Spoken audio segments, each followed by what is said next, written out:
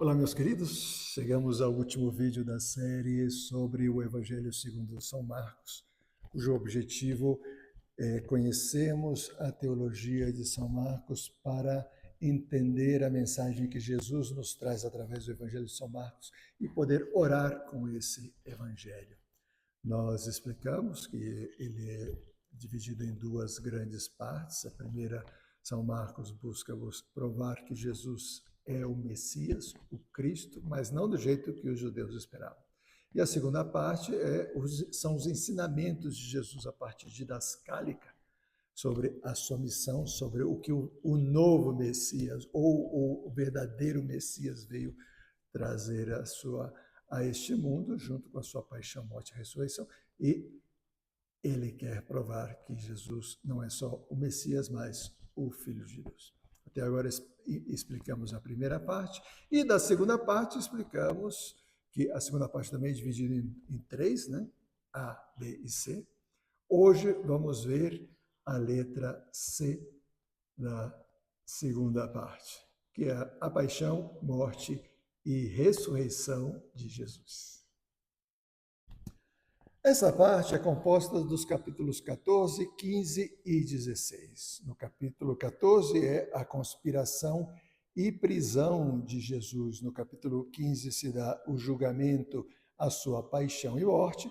E no capítulo 16, a sua ressurreição. Nesses três capítulos se dão todos os elementos que vieram sendo incubados ao longo de todo o Evangelho. Primeiro, que os discípulos, ainda que acreditam em Jesus, não entendem o que Jesus está dizendo, não entendem a fundo a mensagem de Jesus, porque eles continuam acreditando que o Messias é daquele jeito que o povo judeu esperava, não? Ou seja, o Messias que fosse um rei, um imperador ao estilo humano e que dominasse sobre as outras nações. E eles não conseguem compreender essa mensagem de servidão, de sofrimento, de dor, de redenção através da dor, do serviço e o mandamento do amor. Também se dá que as autoridades, se nem os discípulos compreendem, muito menos as autoridades. Mas é muito lamentável isso, porque eles são os que estudam a Sagrada Escritura, são os que deveriam estar esperando o Messias, os que deveriam ter compreendido que as Sagradas Escrituras já falavam do Messias assim como Jesus veio. Mas eles acabam acreditando que o Messias é do jeito que eles querem que o Messias seja. Eles querem que Deus cumpra aquilo que eles decidiram que Deus deve cumprir e não ao contrário. Então as autoridades se fecham à revelação e perseguem Jesus à morte. Em terceiro lugar está Jesus, que manifesta claramente a sua missão, do jeito que ela é. Através do seu sofrimento, ele vai redimir a humanidade. É através da sua paixão, morte e ressurreição que ele vai fazer isso. E que os discípulos, aqueles que querem seguir Jesus, têm que seguir por esse caminho. E, finalmente, nessa última parte, também Jesus sustenta os seus discípulos, seja com as suas mensagens, né? Com o seu carinho, com a sua acolhida, com o seu perdão e também com a sua profecia de que ele não os abandonará. Dito isso, vamos ao texto.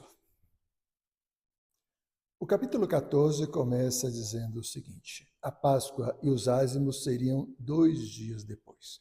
2 dias depois do que estava sendo narrado agora, ou seja, na nossa cronologia, o Sábado Santo. Então, estamos na Quinta-feira Santa. E o chefe dos sacerdotes, os escribas, procuravam como prender Jesus por meio de alguma armadilha, para depois matá-lo, mas diziam que não durante as festas, porque podia haver tumulto entre o povo. Então, uma visão completamente política da situação. Em nenhum momento se abrindo a graça de Deus de que talvez esse homem fosse muito especial. Em seguida se dá a unção de Betânia. Essa unção é um texto fundamental porque conecta com a morte de Jesus. O que é isso? Em Betânia, estamos no versículo 3, quando Jesus estava à mesa em casa de Simão o leproso, aproximou-se dele uma mulher trazendo um frasco de alabastro cheio de perfume de nardo puro, caríssimo. Então nós temos referências nos outros evangelistas que completam essa cena, segundo o Evangelho de São João no capítulo 12. Essa mulher é a irmã de Lázaro. Era Maria, Marta e Lázaro, os três irmãos, que viviam em Betânia. Depois disse que esse perfume de nardo puro, caríssimo, ele custou 300 denários, ou mais de 300 denários. Quer dizer, um denário é um dia de trabalho de um trabalhador comum. Então, 300 denários seriam 300 dias de trabalho para comprar esse vasinho de perfume. Então, era muito, muito, muito caro esse perfume. Quebrando o frasco, de tal maneira que esse frasco não serviria para mais nada, alabastro também era um material muito cogitado, não? Muito cobiçado, muito caro. Quebrando o frasco, derramou-o sobre a cabeça dele. Alguns dentre os presentes indignavam-se entre si. Para que esse desperdício de perfume? Presta atenção nessa palavra, desperdício. Não? Pois poderia ser vendido por mais de 300 denários e distribuído aos pobres. Né? Também no Evangelho segundo São João, disse que quem disse isso foi Judas. E São João disse também o motivo, né? Que Judas roubava da bolsa comum, mas São Marcos não toca esse detalhe. Né? E o repreendiam, mas Jesus disse, e aqui vem a grande mensagem de Jesus, deixai-a, por que a aborreceis? Ela praticou uma boa ação para comigo. Na verdade, sempre tereis os pobres convosco, e quando quiserdes, podeis fazer-lhes o bem. Mas a mim nem sempre tereis. Jesus não está desprezando os pobres, porque ele mesmo se identificou com os pobres. Ele, no Evangelho de São Mateus, ele disse que quem der, ainda que seja um vaso, um copo d'água a esses pequeninos, a ele o entrega. Então, Jesus, ele está nos pobres. Então, ele não despreza os pobres. Mas o que ele está dizendo é que quem dá sentido depois à vida do rico e à do pobre é ele, Jesus. Então, o gesto que ela fez inclui toda a humanidade. É um gesto de adoração. E o que nós podemos dar a Deus que ele não tenha, se ele é o Criador de tudo, se ele é onipotente? Né? Então está no gesto e não no valor econômico do gesto. E Jesus continua. Ela fez o que podia, antecipou-se a ungir o meu corpo para a sepultura. Então Jesus está dizendo que ele vai morrer e na sua sepultura ele não vai ser ungido como merece, ou seja, ela e as mulheres não vão conseguir fazer a unção do seu corpo como elas gostariam de fazer. E de fato isso aconteceu. Quando Jesus foi morto, ele foi descido da cruz, foi sepultado às pressas e as mulheres, elas não puderam estar na sepultura, elas só olharam de fora. E por isso que elas desejaram, depois, no primeiro dia da semana, ir até o sepulcro para ungir o corpo do Senhor propriamente. Então Jesus está dizendo que Maria, a irmã de Lázaro, está ungindo o seu corpo antecipadamente. Então ele está confirmando a profecia de que ele vai morrer, e que ela já está ungindo o seu corpo. Em verdade vos digo que por toda parte onde for proclamado o Evangelho, no mundo inteiro também o que ela fez será contado em sua memória. E assim foi, e assim é, porque nós estamos contando isso agora.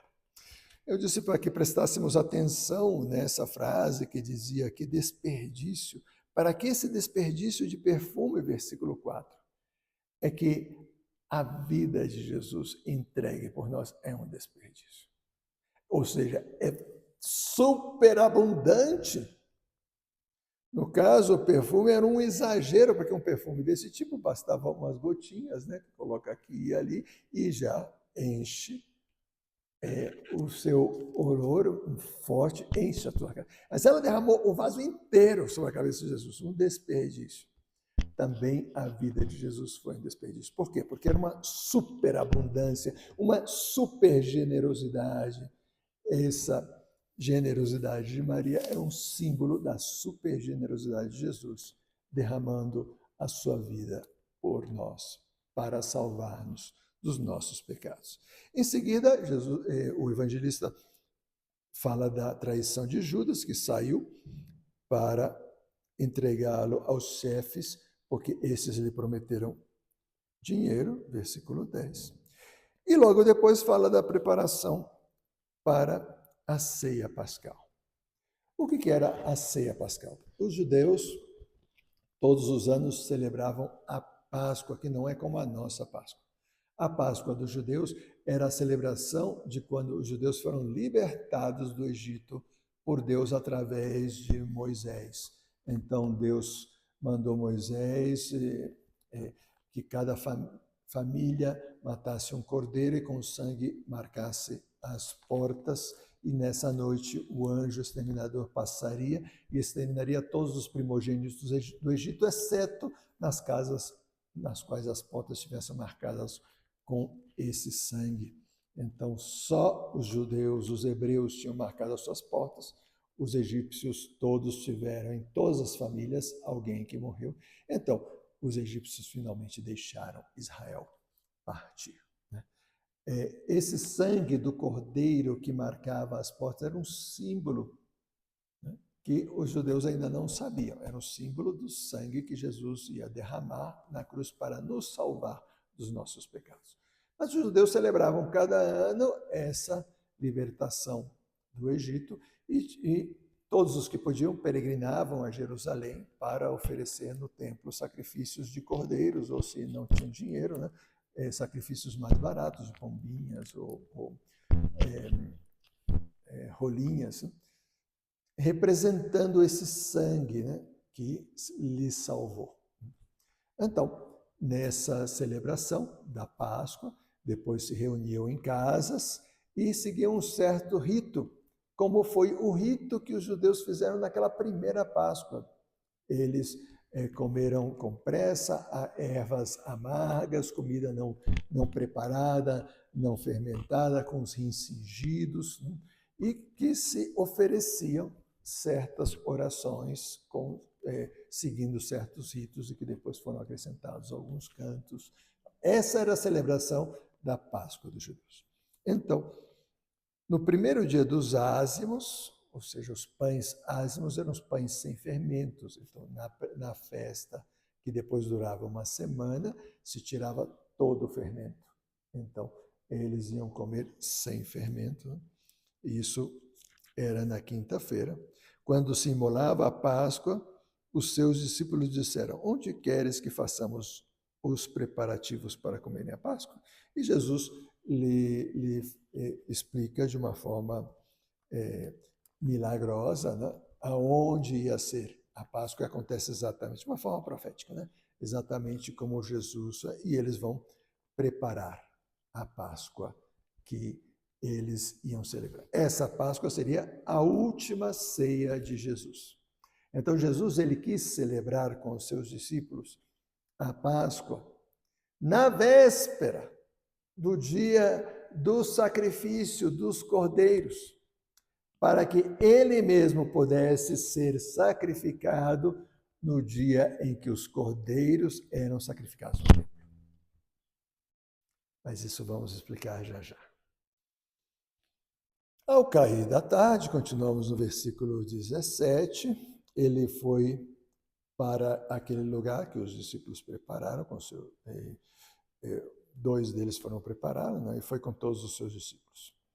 E ele começa dizendo, né, nessa tarde: em verdade vos digo, um de vós que come comigo há de me entregar. Jesus sabia que Judas era o traidor. Mas mesmo assim, não o denuncia aos outros e não faz nada para evitar. Contudo, faz tudo para tentar conquistar de volta o coração de Judas, porque Jesus o ama, como amava todos os outros seus discípulos. Jesus sofre intimamente, profundamente, a perdição de um de seus discípulos. E então, talvez, dizendo em público, ele se arrependesse. Começaram a ficar tristes e uns aos outros perguntavam: acaso sou eu? E Jesus termina dizendo: um dos 12 que põe a mão no mesmo prato comigo vai me entregar. Porque, na verdade, o Filho do Homem vai conforme está escrito ao seu respeito, porque estava nas Sagradas Escrituras, né? E Jesus ia ser crucificado, ele tinha que dar a vida pelos seus discípulos. E não só pelos discípulos, por toda a humanidade. Mas ai daquele homem por quem o Filho do Homem foi entregue. Melhor seria para aquele homem não ter nascido. Muitas vezes se toma esse texto para confirmar que Judas estava no inferno. Porque diz Jesus, né? Melhor seria para aquele homem não ter nascido. Mas Jesus não diz que esse homem está condenado ao inferno. Ele diz que melhor seria ele não ter nascido. Então, uma pessoa que não nasceu, ela não vai para o inferno. É um aborto. E nós sabemos que as crianças que não foram batizadas, morreram ou espontaneamente ou assassinadas no seio da sua mãe, de alguma maneira vão para o céu. Não sabemos como, porque isso entra no mistério de Deus. Mas é impossível que essas almas estejam condenadas, e muito menos numa situação intermediária, né? Um limbo, um lugar que não é nem o céu nem o inferno.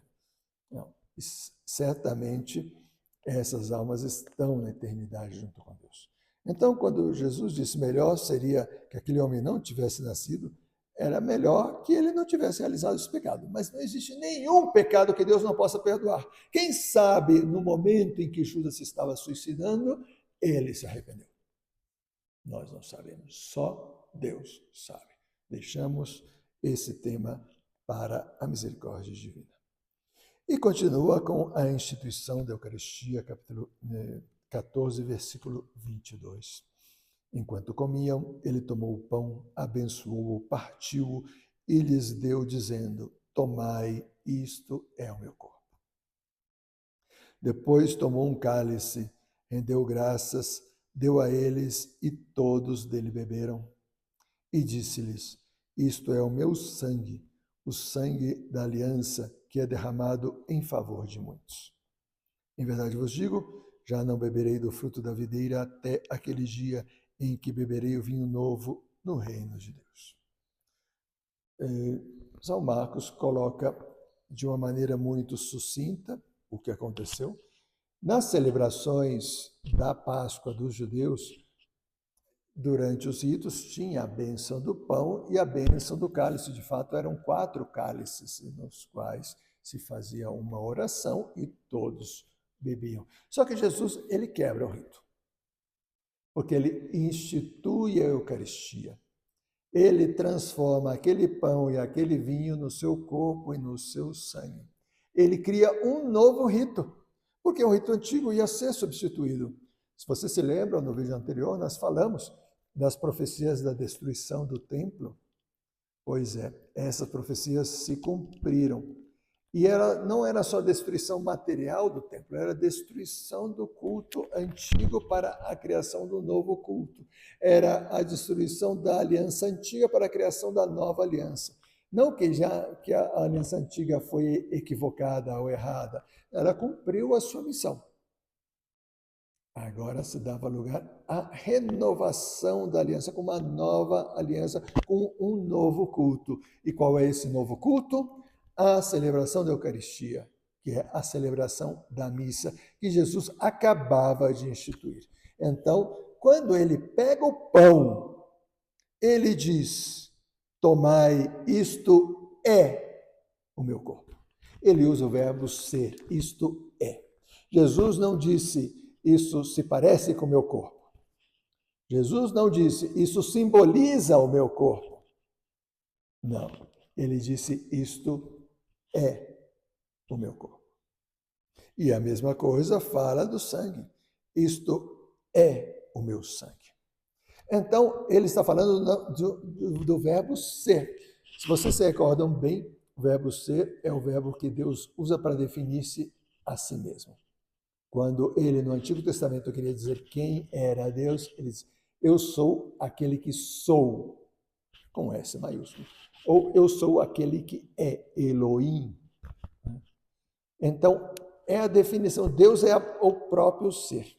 E ele, Jesus, quando diz, isto é o meu corpo, quer dizer, Deus está aqui, neste pão. Neste pão, esse pedaço de pão que vocês estão recebendo agora, sou eu.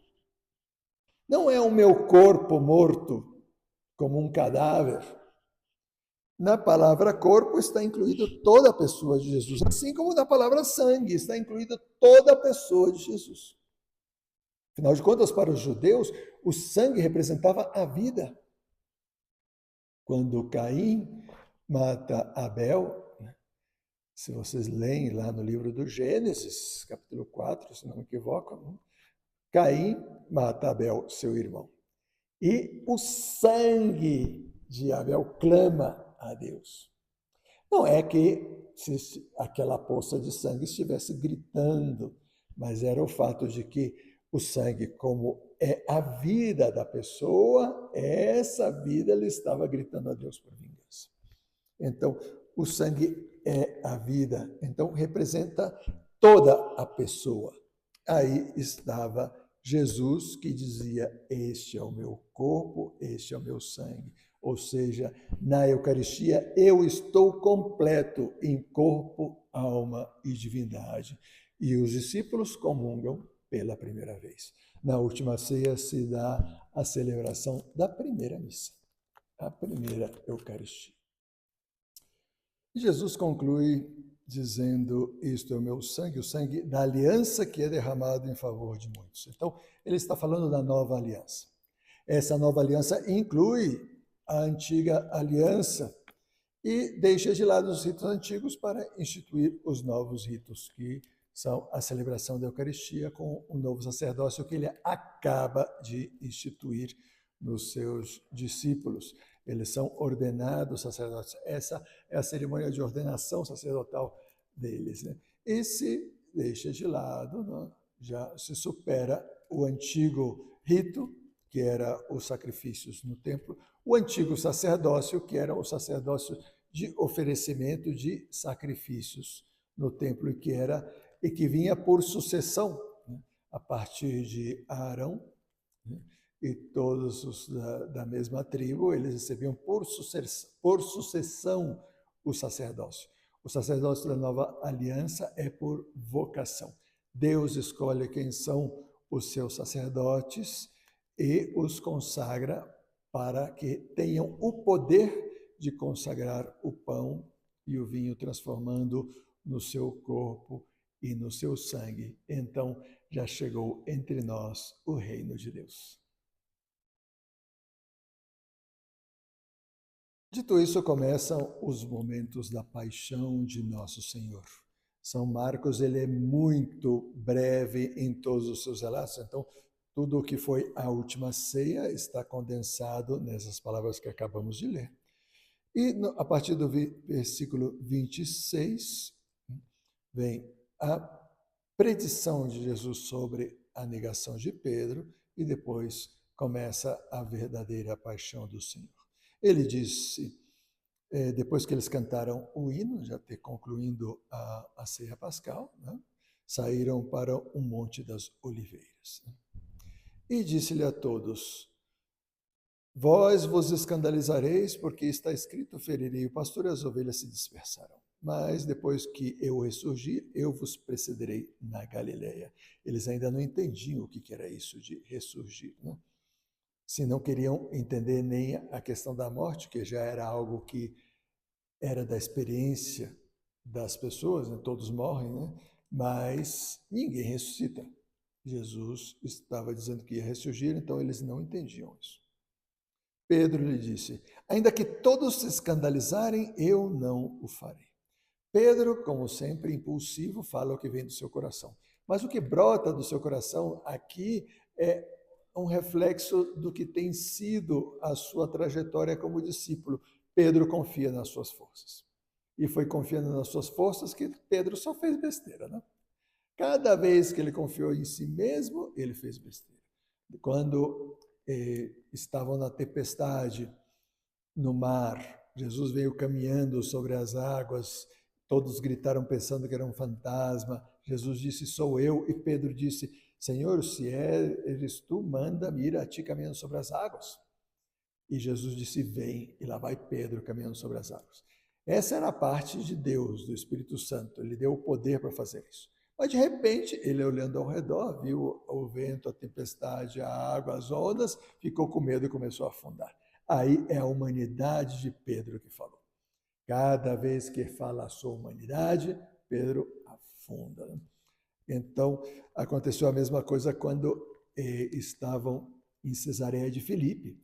Jesus pergunta, quem dizem vós que eu sou? E Pedro, inspirado pelo Espírito Santo, disse, tu és o Cristo.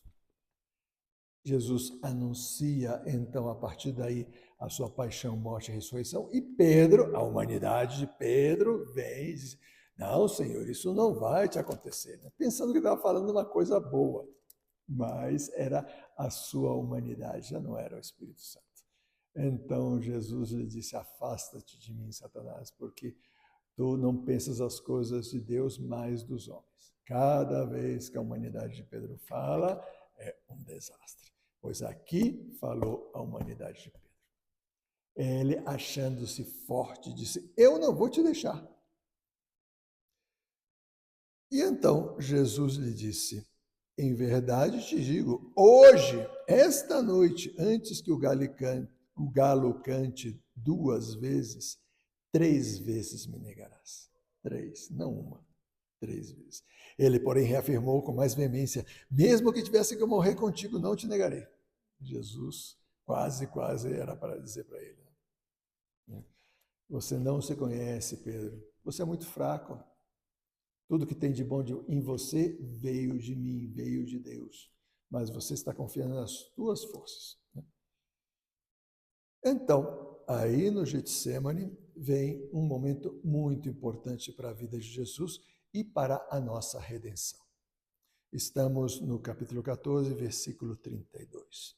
E foram ao lugar cujo nome é Getsemane, que quer dizer o jardim onde se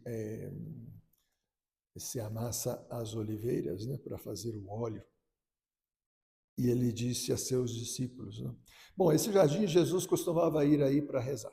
Né? Lhe emprestavam esse jardim para ele ir com seus discípulos a rezar. Então era um lugar conhecido pelos apóstolos, né? E também por Judas. E então Jesus sabia que essa oração era muito importante, porque não era só uma oração mais entre todas, era o início da redenção e talvez a parte mais importante da sua paixão. Vejam o que estamos dizendo. Por quê? Vamos chegar lá. Levando consigo Pedro, Tiago e João, os mesmos 3 que tinham feito a experiência de Jesus quando ele subiu ao monte e se transfigurou, se lembram disso? Jesus mostrou a sua divindade, pois é, eles eram os 3, entre aspas, mais fortalecidos na sua fé. Jesus começou a apavorar-se e angustiar-se. Isso nunca tinha acontecido na vida de Jesus. Nunca. De apavorar-se, angustiar-se, nunca. Jesus nunca se mostrou débil, porque ele nunca esteve débil. Sempre foi fortalecido pela assistência do Pai e a presença do Espírito Santo, a guia do Espírito Santo. Mas nesse momento, ele começou a apavorar-se e angustiar-se. E disse aos seus discípulos, minha alma está triste até a morte, permanecei aqui e vigiai. Indo um pouco adiante, caiu por terra e orava para que, se possível, passasse dele essa hora. E dizia, prestem atenção nessa oração de Jesus, Abá, que quer dizer paizinho, tudo é possível para ti. Afasta de mim este cálice, porém, não o que eu quero, mas o que tu queres. Qual o cálice que Jesus estava pedindo que se afastasse? Não? Nós tínhamos falado, quando comentamos, que os dois filhos de Zebedeu pediram a Jesus sentar-se à sua direita e à sua esquerda. Jesus perguntou para eles: vocês podem beber o cálice que eu vou beber? Eles pensavam que era o cálice do triunfo, da vitória do rei, mas era o cálice da sua paixão, do seu sofrimento, da sua dor. Mas não somente a dor física causada pela flagelação, terrível, a maior das dores. Eu acho que eu, com uma só chicotada dessa, já tinha morrido. Imagina ele que foi chicoteado completamente na frente, nas costas, acima, abaixo, na cabeça. Não tinha uma parte sequer no seu corpo que não estava flagelado. Tampouco era a crucifixão. Não era isso que dava medo a Jesus. Se nós vemos ao longo da história, outros santos passaram por tormentos enormes. São Lourenço, por exemplo, foi assado numa parrilha e não estava apavorado. Como é que Deus em pessoa, então, estaria apavorado e angustiado? É porque nesse momento, no Getsemane, na solidão da sua oração, Deus Pai permitiu que Jesus experimentasse o sofrimento da condenação eterna de toda a humanidade. Jesus ele tinha que assumir os nossos pecados. E o assumir não é um assumir intelectual, no qual eu simplesmente tenho a intenção de assumi-lo. Ele tinha que sofrer sobre si o peso dos nossos pecados. Ele carrega sobre os seus ombros o peso dos nossos pecados, mas não é aquele pedaço de madeira de 50 quilos que ele está carregando depois da sua paixão à cruz. É o pecado enquanto culpa e enquanto condenação, as penas do inferno. Jesus está sendo misticamente carregado com todos os pecados da humanidade. Esse é o cálice que ele tinha que beber. E esse era o cálice que ele estava pedindo ao Pai. Como ser humano, como Deus encarnado, Pai, se é possível, afasta de mim esse cálice. A dor é demasiado grande. Mas em cada uma dessas vezes que Jesus repetia essa mesma oração, ele concluía da mesma forma. Mas não se faça como eu quero, mas como tu queres. Porém, não o que eu quero, mas o que tu queres. Essa é a causa do grande sofrimento de Jesus. É a causa dele estar apavorado e angustiado. E como aparece no Evangelho segundo São Lucas, está suando sangue. O seu sofrimento é tão intenso que as veias capilares se arrebentam e o sangue entra na corrente sudorípara e sai pelos poros como suor. Jesus sua sangue, fruto do sofrimento tão intenso. Ele está redimindo a humanidade aí, aceitando a vontade do Pai. A redenção da humanidade é a aceitação da vontade do Pai. E a vontade do Pai é a vontade da Santíssima Trindade inteira. É o Pai, Filho e Espírito Santo que decidem a mesma coisa. Não é um pai tirano que impõe ao seu filho que ele tem que sofrer. O sofrimento do filho é o mesmo sofrimento que o pai tem, porque a obra de cada pessoa da Santíssima Trindade é a obra de toda a Trindade. Então, se o Cristo está carregando sobre si os pecados, o Pai também está sofrendo o sofrimento do seu filho.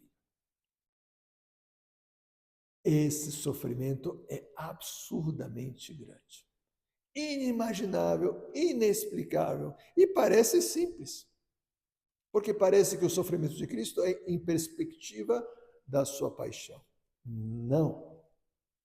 O sofrimento de Cristo não é em perspectiva. O sofrimento de Cristo é o que está acontecendo nesse momento.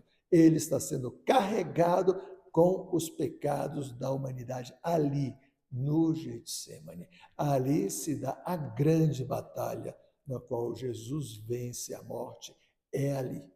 Todo o resto da sua paixão, morte e ressurreição, o julgamento, ser espancado, ser colocado nas masmorras, ser flagelado, carregar a cruz, ser crucificado, tudo isso é consequência dessa batalha. Jesus vence aqui. E ele nos ensina como nós devemos vencer a tentação. Nós devemos admitir que estamos sofrendo. Admitir que esse sofrimento é muito maior do que as nossas forças. Mas que nós confiamos absolutamente em Deus, entregando-nos. Não se faça a minha vontade, mas a tua. Não o que eu quero, mas o que tu queres.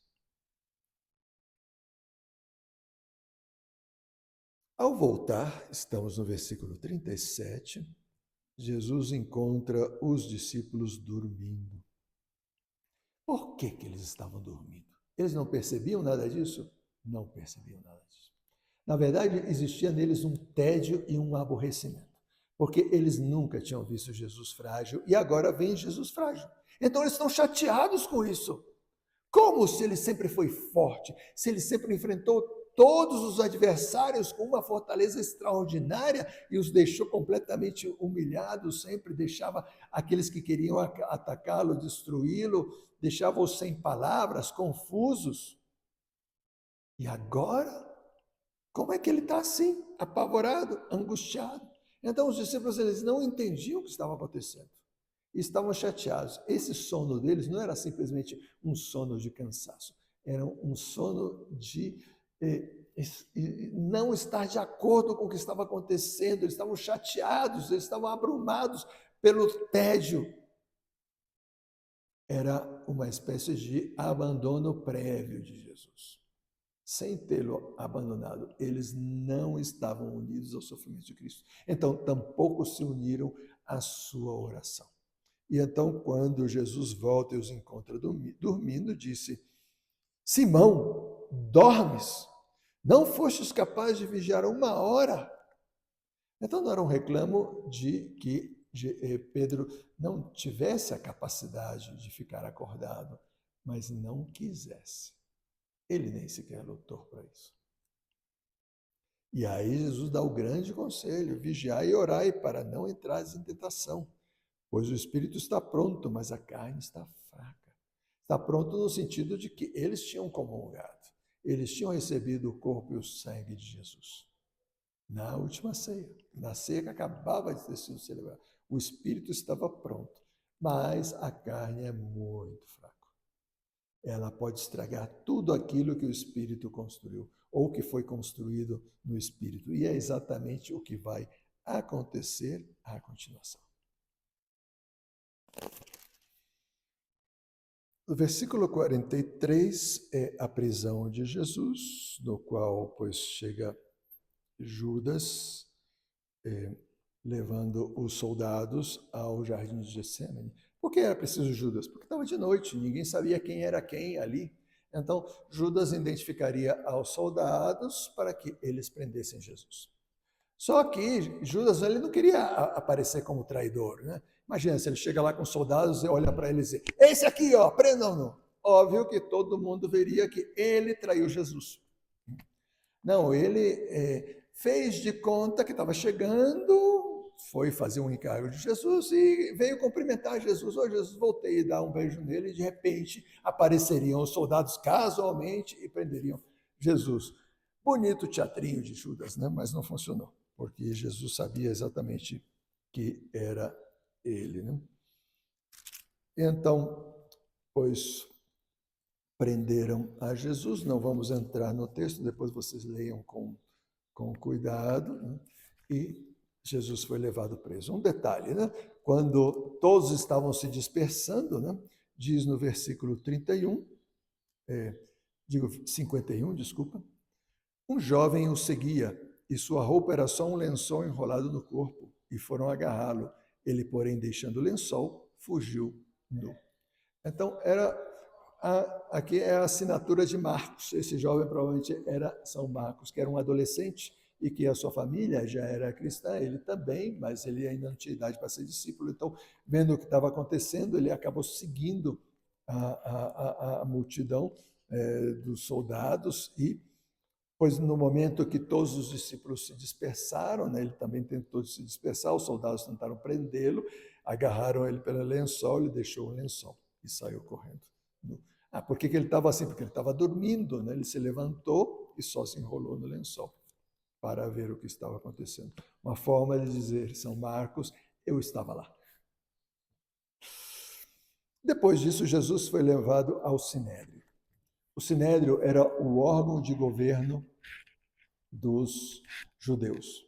Os judeus, eles tinham um governo, por um lado, político, que era o rei Herodes, que as autoridades religiosas não aceitavam, achavam que era um usurpador, e tinha o seu próprio governo, que era o Sinédrio, que é composto pelo sumo sacerdote, os anciãos do povo, os doutores da lei, e eles constituíam um tribunal que ao mesmo tempo ditava leis e julgava. Era ao mesmo tempo executivo, legislativo e judiciário. Então Jesus foi levado diante do sumo sacerdote. Pedro o seguiu à distância. Os chefes dos sacerdotes e o sinédrio já tinham decidido a morte de Jesus, então procuravam um testemunho contra Jesus para fazer uma farsa de julgamento, para dizer que Jesus foi julgado e foi condenado. Não, mas Jesus já estava condenado, eles só estavam buscando formalizar o ato. Né? Então falaram sobre a destruição do templo, etc. Jesus não falava nada. E então, finalmente, no versículo 60, levantando-se o sumo sacerdote no meio deles, interrogou Jesus, dizendo: a única pergunta que realmente interessava. Primeiro,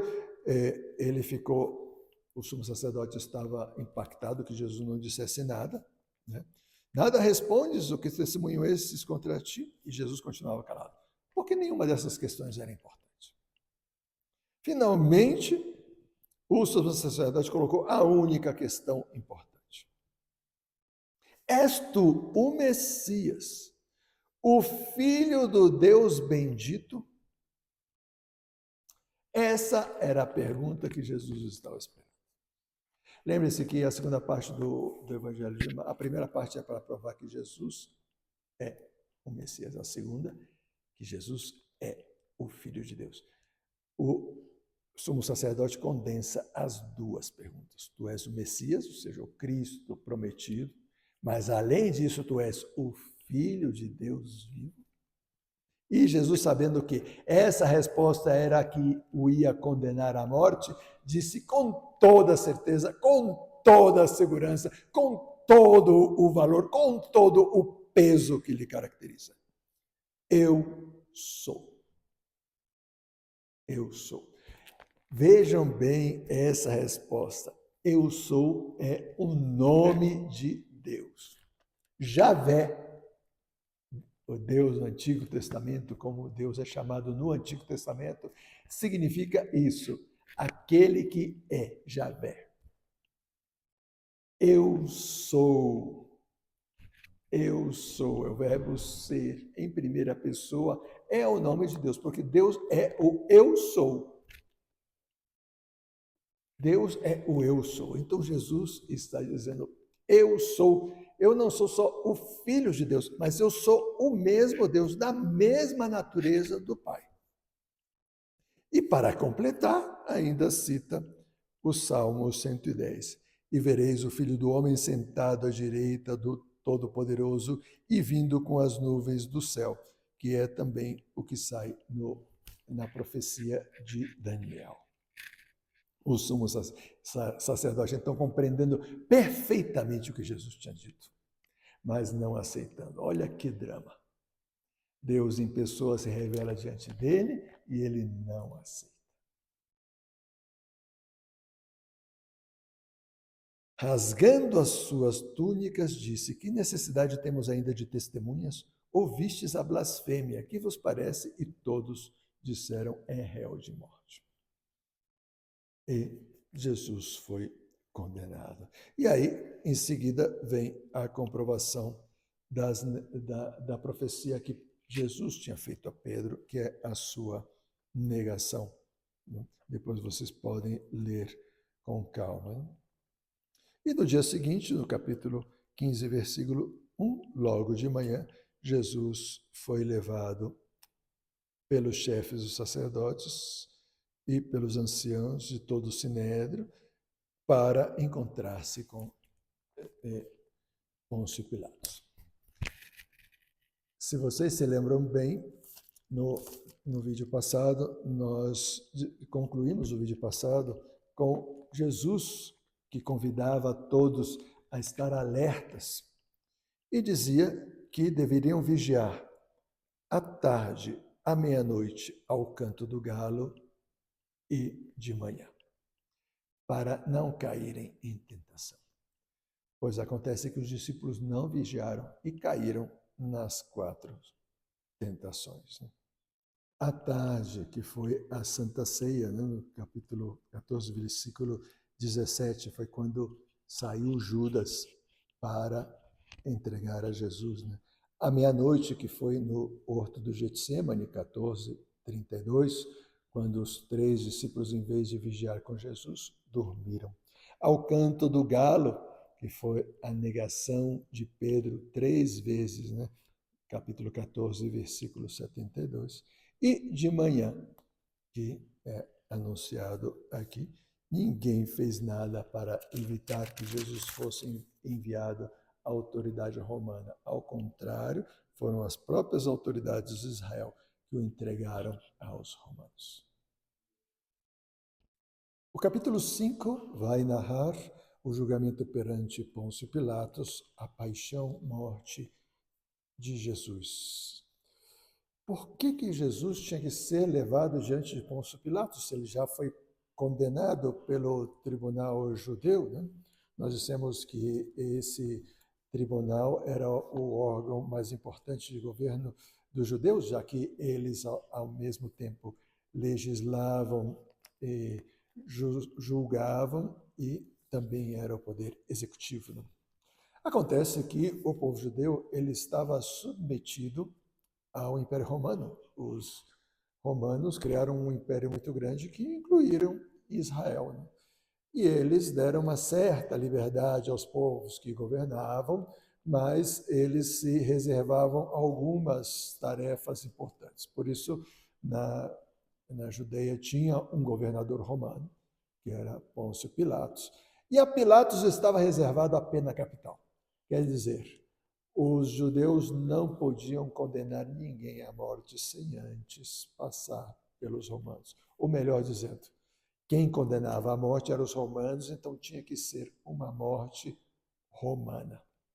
Então, estava correto a profecia de Jesus, porque se Jesus fosse condenado à morte pelo tribunal judeu e fossem os judeus que executassem essa sentença, Jesus tinha que ser apedrejado. Mas como eram os romanos que tinham que executar a sentença, Jesus seria crucificado. Ele profetizou isso. Ia morrer de uma morte muito dolorosa, uma morte de cruz. Levaram-no a Pilatos. Então, os judeus tinham que convencer Pôncio Pilatos de que condenassem Jesus à morte, mesmo sabendo que não era verdade o que eles estavam fazendo. Então, tinham que inventar um montão de mentiras sobre Jesus. E então, o principal argumento é que Jesus se tinha feito rei dos judeus. Ele realmente era, mas não no sentido político. E Jesus nunca se fez rei dos judeus no sentido político. Então, Jesus responde a essa acusação tu o dizes, ou seja, é um assunto teu. Você que está reconhecendo. Implicitamente, Jesus está dizendo a Pilatos que ele reconhece em Jesus um poder real que vai além desse poder político simplesmente humano. Os chefes dos sacerdotes seguiram com outras acusações, a qual Jesus não respondeu nada, como anteriormente. Né? Pilatos ficou impressionado, então ele tentou uma manobra. Ele sabia de um costume de que, pela Páscoa, o governador romano podia libertar um condenado à morte. Isso está citado pelo historiador Plínio, ou seja, era conhecido também fora dos meios dos evangelhos. Né? Plínio era um historiador romano, né? E também está citado num pergaminho do ano 85 depois de Cristo, esse costume. Então eles tinham um outro preso, Barrabás. Olha só que casualidade, o nome Barrabás, Barrabás, filho do Pai. É o que significa esse nome. Esse se cumpria as expectativas que o povo judeu tinha para o Messias. Alguém que ia lutar para a liberdade do seu povo contra a opressão. E por isso Barrabás foi preso, porque matou um soldado romano. Então, Pilatos, fazendo essa manobra, sabendo que Jesus tinha sido entregue pelas autoridades por inveja, ele quer o favor do povo e quer que o povo grite que se liberte a Jesus. Por isso, apresenta esses dois prisioneiros, Jesus, que era muito querido do povo, e Barrabás, que pois até fez uma coisa que poderia ser agradável ao povo, mas nem se comparava à fama de Jesus. E pergunta, não? Aqui estamos estamos no capítulo 15, versículos 6 e seguinte. Pilatos, no versículo 9, disse, perguntou-lhes, quereis que eu vos solte o rei dos judeus? Só que os chefes dos judeus incitaram a multidão a gritar pelo nome de Barrabás. E, ao final, os judeus optaram por esse outro filho do pai, por Barrabás, e condenaram à morte a Jesus. E ainda Pilatos pergunta, mas que mal ele fez? Né? E gritaram com mais veemência, crucificam. Né? Aqui, São Marcos simplifica o julgamento, nós conhecemos pelo Evangelho de São João, que foi mais longo, né? Mas São Marcos diz que depois disso, Pilatos mandou flagelar Jesus e logo o mandou para que fosse crucificado. Em seguida, como preparação para a crucifixão, né, os soldados coroaram Jesus de espinhos como escárnio e o vestiram de púrpura e batiam na sua cabeça e gritavam, salve, rei dos judeus. O que eles não sabiam é que eles estavam proclamando uma dupla verdade. A verdade de que Jesus é rei do universo. Todo o universo está aos seus pés, né? Mas a outra verdade também, que o seu reinado era através do sofrimento, porque o sofrimento que ia redimir a humanidade, o sofrimento do Filho de Deus redimiria a humanidade, e isso corroborava ainda mais o seu poder, o poder de domínio sobre si mesmo. Imagina, Jesus, ele tinha o poder para aniquilar em qualquer momento, só com o seu pensamento, aqueles que lhe estavam maltratando. E que domínio Jesus tinha que ter para não fazer isso, para se submeter, porque essa era a vontade do Pai. Esse era o verdadeiro reinado. Jesus era rei sobre si mesmo antes de ser o rei sobre todo o universo. No versículo 21, continua a narração, levaram-no fora para que o crucificassem. A crucifixão tinha que ser fora da cidade. Então Jesus ele tinha que caminhar para o lugar da crucifixão e tinha que ele mesmo levar o instrumento de tortura no qual ele seria crucificado, a sua cruz. Era um caminho de mais ou menos 800 metros, atravessando Jerusalém. E, claro, Jesus ele estava sumamente extenuado. São Marcos não conta, mas a flagelação era para ter matado qualquer pessoa normal. Jesus não, porque ele tinha uma resistência muito maior do que os homens normais, então ele não morreu, mas estava absolutamente debilitado. E tinha que carregar com a cruz, e pois vinha caindo pelo caminho, e portanto requisitaram um certo Simão Cirineu. uma pessoa que estava aí, para que ajudasse Jesus a carregar a sua cruz. São Marcos cita que ele era pai de Alexandre e de Rufo. Que importância tem isso? É bem provável que Alexandre e Rufo fossem conhecidos na comunidade romana a qual São Marcos escrevia. Então, esses dois eram já fruto da conversão de Simão de Cirene. Simão, ele carregou a cruz de Jesus e foi convertido por essa ação, de tal maneira que toda a sua família abraçou a fé, e Marcos dá como prova disso que Alexandre e Rufo fazem parte da comunidade. Finalmente chegaram ao Gólgota, um monte fora da cidade, que significava lugar da caveira pela sua forma, Gólgota em hebraico. Não? Deram para ele vinho misturado com mirra, cujo objetivo era diminuir a dor, um anestésico. Jesus não quis. Ele queria provar o sofrimento até o final. Então o crucificaram. Repartiram as suas vestes, lançando sortes para saber com quem cada um ficaria. Os soldados repartiram, eram soldados romanos, ok? Eles repartiram as vestes de Jesus. Por que esse detalhe é importante? Porque está previsto, era uma profecia do Salmo 22, no versículo 19. Então, depois deem uma olhadinha no Salmo 22, que foi escrito muitos anos antes, né? Talvez 300, 400 anos antes que isso acontecesse, já profetizando como ia ser a morte do Messias, e até esse detalhe insignificante, que as suas roupas foram repartidas. Também significa o desprendimento absoluto de Jesus. Ele entrega tudo, não reserva nada para si. Versículo 25. Era a terceira hora. Então, quando o crucificaram, quer dizer, pelas 9 da manhã. E, pois aqui existe uma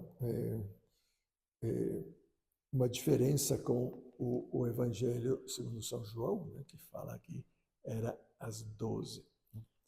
Mas esses são aspectos que talvez os historiadores nos precisem ajudar depois a compreender melhor. No caso do Evangelho segundo São João, às 12 é muito importante para que ele morra às 3 da tarde, quando estavam sendo os cordeiros sacrificados no templo. Acima dele estava a inscrição da sua culpa, o rei dos judeus. Com ele crucificaram outros 2 ladrões, um à sua direita e outro à sua esquerda. Isso para que se cumprisse a profecia de Isaías, que foi contado entre os malfeitores. Diz Isaías, capítulo 53, versículo 12. Foi contado entre os malfeitores. Então, foi crucificado entre 2 ladrões. Os transeuntes o injuriavam, menendo a cabeça, dizendo: tu que destróis o templo em 3 dias e reedificas, salva-te a ti mesmo descendo da cruz. Do mesmo modo, também o chefe dos sacerdotes, caçoando dele, assim como os escribas, diziam: a outro salvou, a si mesmo não pôde salvar. O Messias, o Rei de Israel, que desça agora da cruz, para que vejamos e creamos.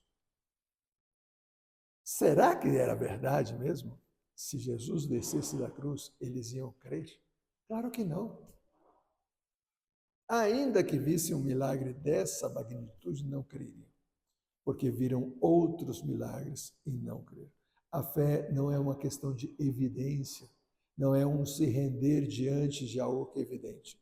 A fé é uma inclinação da razão iluminada por Deus, pelo Espírito Santo, que adere sem ter uma certeza física.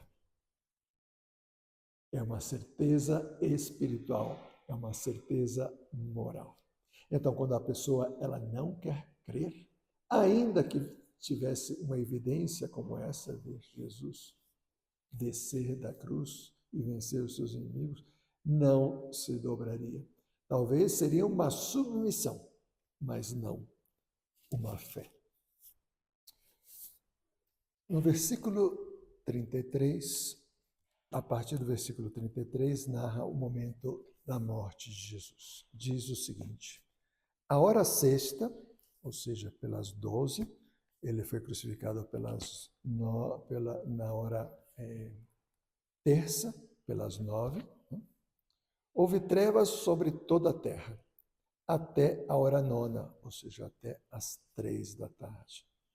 Então, segundo o evangelista São Marcos, Jesus teria ficado 6 horas na cruz, crucificado. Então, como eu disse, essas narrações dos horários são um pouco flexíveis, porque quando se fala da hora terça, é o período que vai entre as 9 e o meio-dia. A hora sexta, de meio-dia às 3, e da hora nona até as vésperas, mais ou menos, né? De 3 a 6. Então, existe uma certa flexibilidade nesses horários. Mas aqui o importante é esse momento das trevas. Parece que as trevas estavam vencendo a luz. Deus é a luz.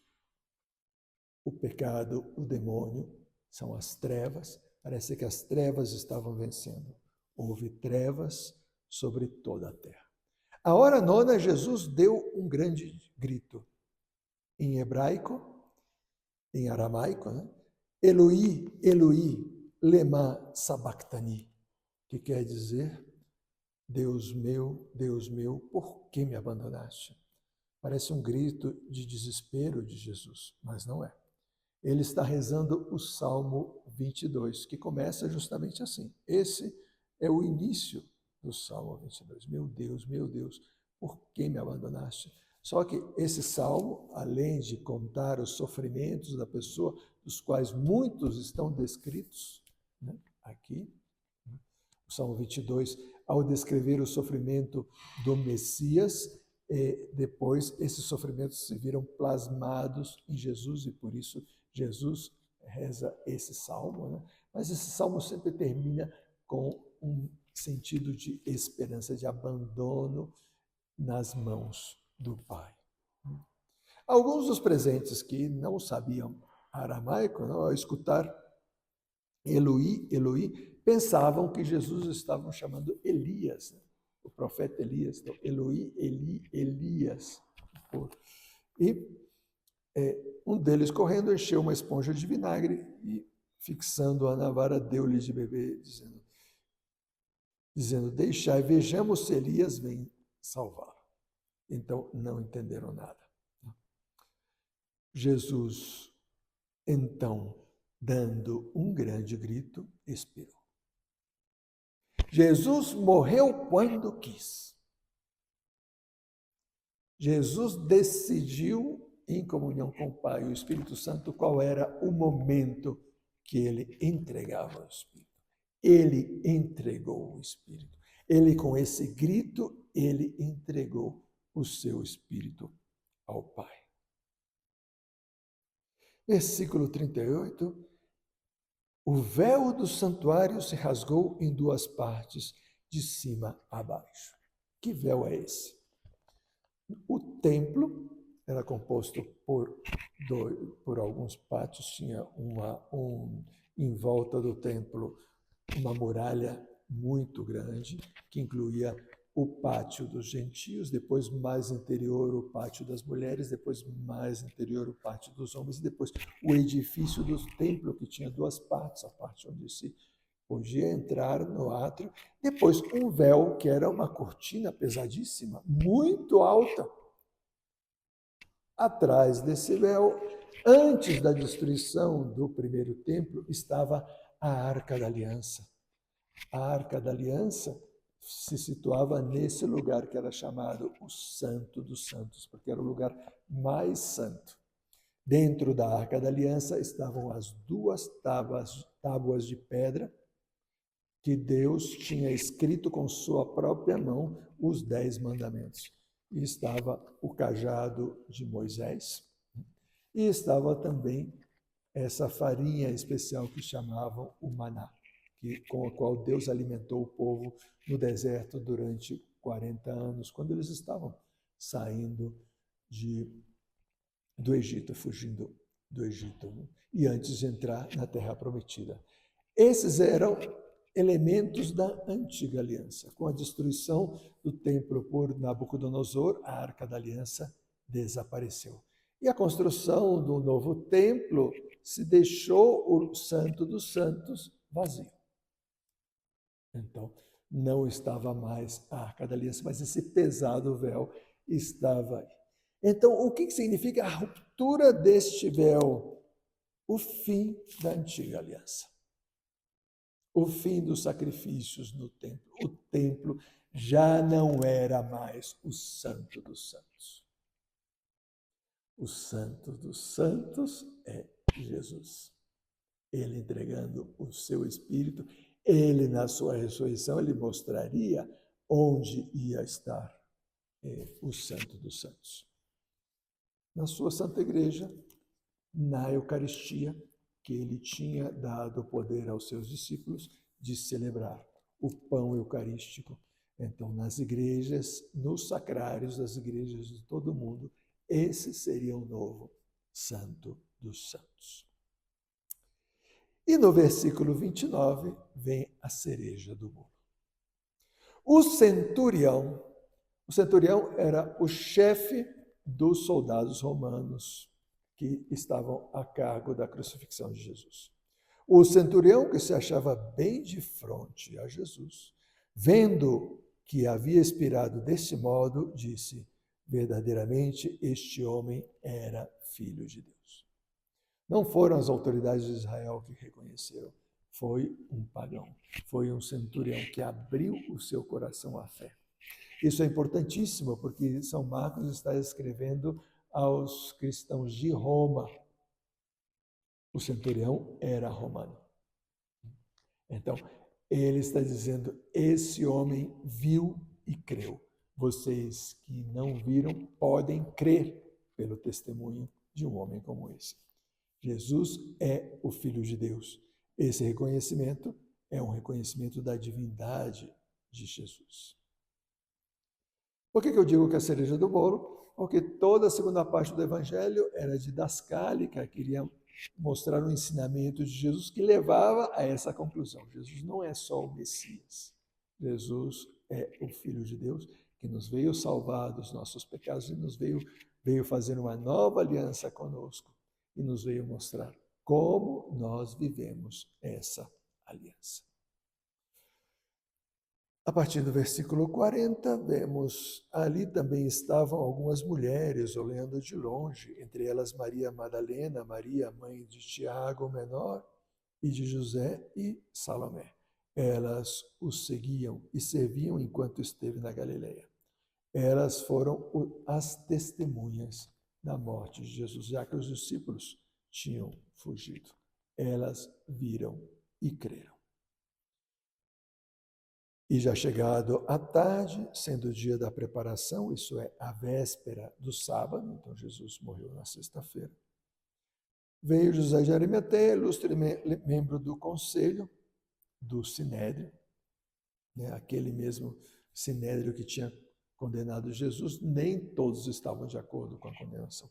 José era um discípulo secreto e finalmente teve coragem de se revelar, ainda que foi póstumamente, depois da morte de Jesus. Diz aqui que ele também esperava o reino de Deus, ousou entrar onde estava Pilatos e pediu o corpo de Jesus. É que aos romanos não lhe interessava a sepultura, lhe interessava cumprir a lei, que era condenar Jesus à morte e executar essa condenação. Depois, ele provavelmente ia ser jogado numa fossa comum. Pilatos ficou admirado que ele já estivesse morto, chamando o centurião, perguntou-lhe se fazia muito tempo que tinha morrido. Informado pelo centurião, cedeu o cadáver a José, o qual, tendo comprado um lençol, desceu-o, enrolou-o no lençol e o pôs num túmulo que fora talhado na rocha. Em seguida, rolou uma pedra fechando a entrada do túmulo. Maria Madalena e Maria, mãe de José, observavam onde ele fora colocado. A forma de sepultura entre os ricos, na época, era cavar na pedra um sepulcro e pois tinha uma porta de entrada. Então o corpo era colocado sobre uma espécie de mesa também de pedra, enrolado num lençol de linho, que era um tecido muito caro. E era esse lençol foi tecido de uma só vez. Então ele cobria o corpo de Jesus na longitudinal, ou seja, começava aqui, descia pela parte da frente, passava pelos pés e voltava pelas costas e voltava sobre a cabeça. Esse é o tecido que é das relíquias mais importantes que a igreja tem da morte de Jesus, se encontra em Turim, o Santo Sudário. E nesse tecido foi impressa a imagem de Jesus na ressurreição. Ops, não falei da ressurreição ainda, então não vamos adiantar as coisas. Jesus foi enrolado nesse tecido e foi colocado no sepulcro que José de Arimateia tinha comprado para si mesmo. Teve que ser sepultado às pressas, porque no sábado era proibido fazer qualquer tipo de obra ou trabalhos.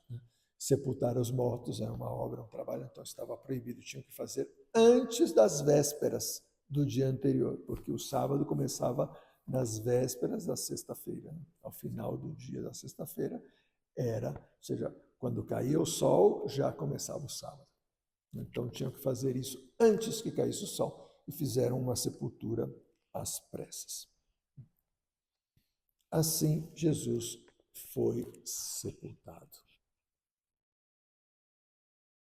O capítulo 16 vai narrar a ressurreição de Jesus. Passado o sábado, Maria de Magdala e Maria, mãe de Tiago e Salomé, compraram aromas para ir ungir o corpo.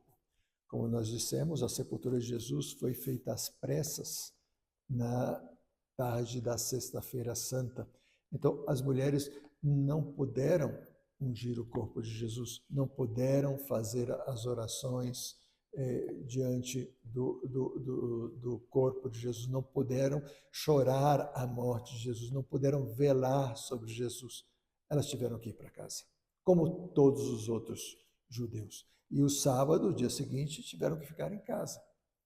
Então, na madrugada do primeiro dia da semana, no domingo, muito cedinho, elas foram para fazer aquilo que não tinham conseguido fazer no dia da sua morte e sepultura. E diziam entre si: quem rolará a pedra da entrada do túmulo para nós? Pois a entrada do túmulo era fechada por uma grande pedra de moinho e que, além do mais, estava lacrada pelos romanos, que não queria, que a pedido dos judeus, que condenaram Jesus à morte, né, não queria que ninguém fosse lá roubar o corpo. Ora, a pedra era muito grande.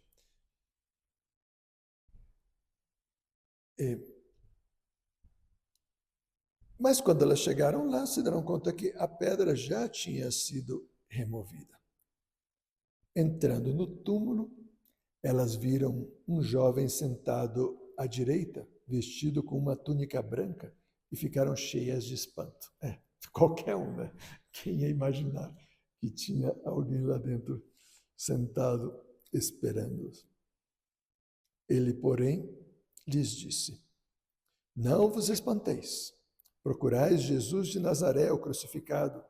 Ressuscitou. Não está aqui. Vede o lugar onde o puseram. Então, mostrou para elas a mesa onde tinha sido colocado o corpo de Jesus. Mas ide dizer aos seus discípulos e a Pedro que ele vos precede na Galileia.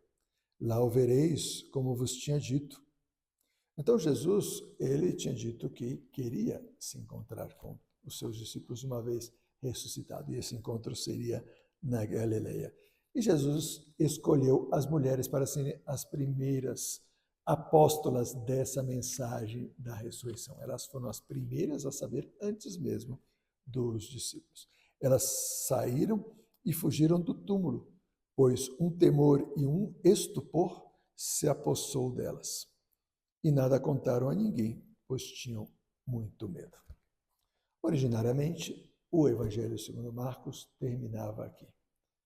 Ou seja, não falava nada do encontro das mulheres com Cristo ressuscitado, nem das aparições de Cristo ressuscitado aos discípulos e outras pessoas que ele amava. Porque para Marcos, a grande prova da ressurreição era o sepulcro vazio e o testemunho do anjo que aí estava. Bastava isso. Porque, como nós dissemos, a fé não é evidência de ver. A fé é você escutar e acreditar. Elas escutaram o testemunho do anjo e acreditaram. E foram levar a mensagem aos discípulos. Contudo, o Evangelho segundo São Marcos, ele continua a partir do versículo 9.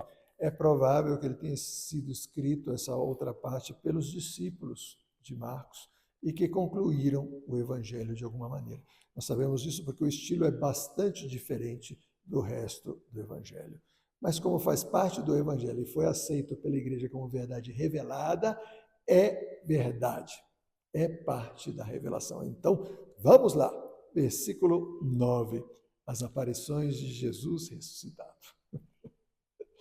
Ora, tendo ressuscitado na madrugada do primeiro dia da semana, ele apareceu primeiro a Maria Madalena, a quem ele tinha expulsado 7 demônios.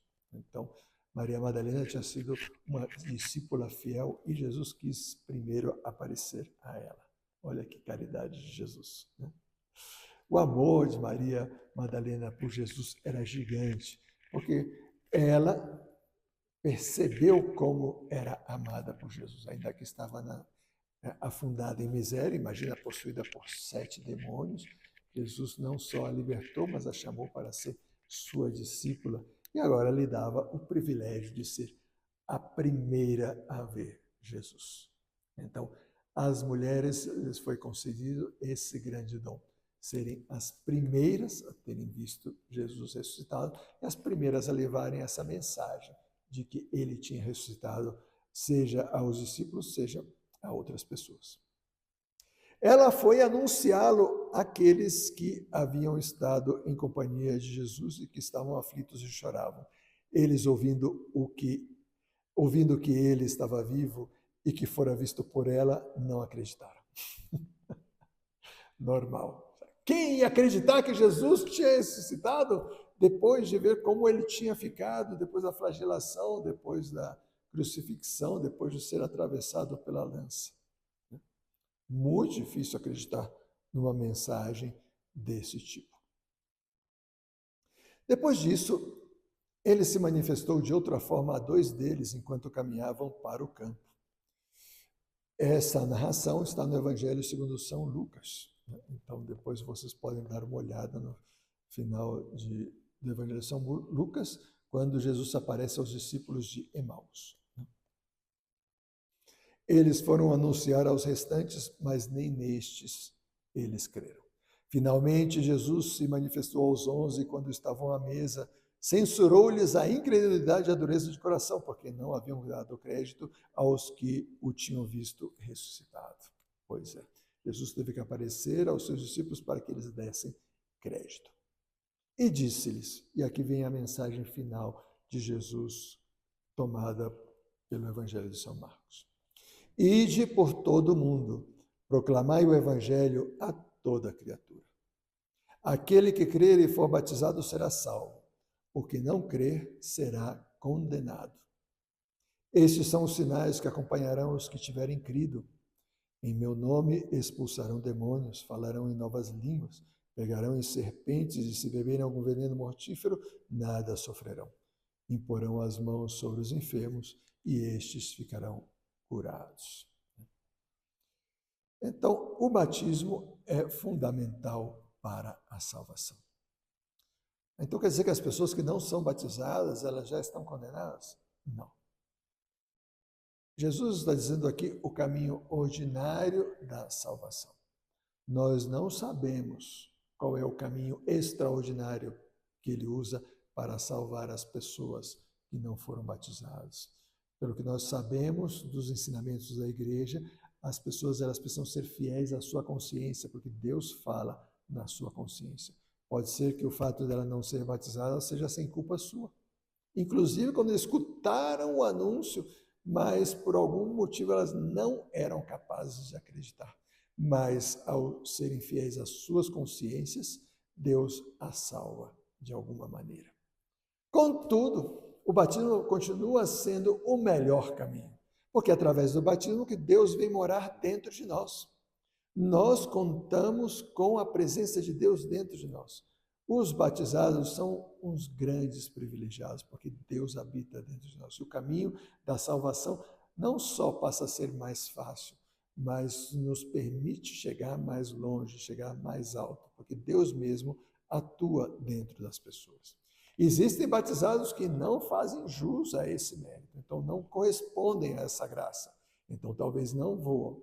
Não adianta a gente comparar. Eu conheço gente que não é batizada, é muito melhor que gente que é batizada. Então quer dizer que o batismo não vale. Não é isso. É que você precisa corresponder à graça. Né? Você pode ter qualidades, mas se você não desenvolve essas qualidades, é como se elas não existissem. Uma pessoa que tem qualidades de canto, uma voz bonita, mas ela não aprendeu a cantar, é como se não tivesse essas qualidades. Né? Então a mesma coisa com o batismo. Esses sinais que Jesus está dando aqui não são literais, né? Não quer dizer que você vai poder sair por aí bebendo venenos e deixando-se picar por serpente, que não vai acontecer nada. Quer dizer que essas coisas são símbolos do mal. Né? Vocês se lembram, no livro do Gênesis, quem é que tenta a Eva para que ela cometa o pecado original? A serpente. Então Jesus está dizendo que vocês vão ser tentados pelo mal, mas se vocês se deixarem guiar pela salvação que está dentro de vocês, o batismo, esse mal não lhes fará nenhum dano. Vocês vão poder enfrentar-se com tudo isso e saírem ilesos. Versículo 19 e 20, que são os últimos. Ora, o Senhor Jesus, depois de lhes ter falado, foi arrebatado ao céu e sentou-se à direita de Deus. E eles saíram a pregar por toda parte, agindo com eles o Senhor e confirmando a palavra por meio dos sinais que a acompanhavam. Aqui está muito resumido tudo o que aconteceu depois. Né? O que aconteceu depois? Jesus esteve aparecendo durante 40 dias aos discípulos. E depois ele subiu aos céus. Isso está narrado no Evangelho segundo São Lucas e nos inícios dos Atos dos Apóstolos. Jesus, ao subir ao céu, significa terminou o período das aparições dele aqui na terra. Então, ele já está à direita do Pai em corpo e alma. Ele levou para junto da sua divindade, que já estava com o Pai, também o seu corpo humano. Então, são as primícias do que vai ser a nova criação. As primícias quer dizer o início, vamos assim dizer, a amostra do que vai acontecer conosco. A nossa humanidade vai estar junto com Deus. Nós também vamos ter um corpo na ressurreição dos mortos, só que vai ser um corpo glorioso, semelhante ao corpo que Jesus tem agora. Depois que Jesus subiu aos céus, na semana seguinte, os discípulos receberam o Espírito Santo. Pentecostes. Então, o Espírito Santo vindo sobre os apóstolos, eles tiveram a força e a sabedoria para sair e pregar o Evangelho a todas as nações. Foi um processo progressivo na que receberam o Espírito Santo e já saíram. Não, o Espírito Santo foi trabalhando nos seus corações, preparando-os para a missão, para que finalmente eles tivessem a capacitação e o valor para ir e levar a palavra de Deus a todas as nações. Até aqui, o Evangelho segundo São Marcos. Esperemos que esses vídeos lhes ajudem a contemplar com olhos de fé esse Evangelho que é um grande tesouro para a Igreja e para a nossa salvação. Lhes ajude também na sua oração pessoal. Use muito o Evangelho na sua oração, na sua meditação. Leiam o Evangelho mais de uma vez, uma, duas, três, quantas vezes vocês quiserem. Não somente no Evangelho dominical ou nas missas durante a semana. É muito bom ler o Evangelho, os Evangelhos de cabo a rabo, ou seja, iniciar e progredir como se lê um livro qualquer. Porque isso lhes vai acrescentar o conhecimento de conjunto da obra teológica que Deus veio revelar. O Evangelho segundo Marcos, como nós já dissemos, é o evangelho mais curto, é o mais esquemático e é o que nos cria uma estrutura sobre a mensagem da revelação. Depois disso, vocês podem ir aprofundando essa mensagem nos outros evangelhos.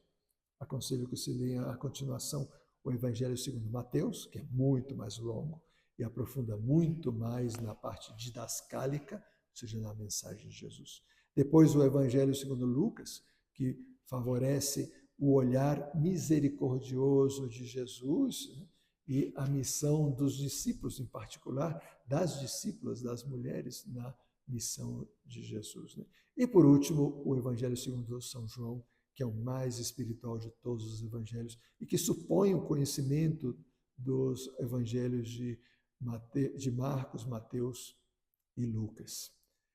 Que todos esses conhecimentos da Sagrada Escritura lhes ajude a conhecer o coração de Deus.